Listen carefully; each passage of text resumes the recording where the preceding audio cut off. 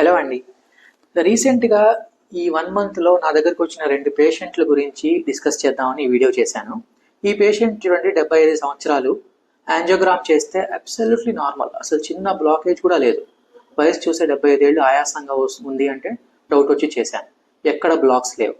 అదే next patient 32 ఏళ్ళు, కరెక్ట్గా 2 రోజుల తర్వాతే వచ్చింది ఈ పేషెంట్.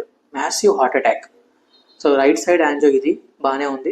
లెఫ్ట్ సైడ్ 2 ముఖ్యమైన రక్తనాళాల్లో టైట్ బ్లాక్స్ ఉన్నాయి. ఐసీయూలో పెట్టి ట్రీట్మెంట్ ఇచ్చి 2 స్టెంట్లు వేయాల్సి వచ్చింది. ఇది ఆమె యాంజియోగ్రాము. దాని తర్వాత లెఫ్ట్ సైడ్ 2 టైట్ బ్లాక్స్. ఇది ఫస్ట్ స్టెంట్ అనమాట. మేము వేసింది ఒకే సిట్టింగ్లో వేసాము. దాని తర్వాత ఇది సెకండ్ స్టెంట్ అనమాట. సో స్టెంట్లు వేసిన తర్వాత డిశ్చార్జ్ చేసి పంపించడం జరిగింది. సో వీడియో చేయడానికి ముఖ్య ఉద్దేశం ఏంటి అంటే, వయసుతో సంబంధం లేకుండా ఈ రోజుల్లో గుండెపోట్లు అవి వస్తున్నాయి. సో అందరూ మన రిస్క్ ఫ్యాక్టర్స్ని కంట్రోల్లో పెట్టుకోవాలి.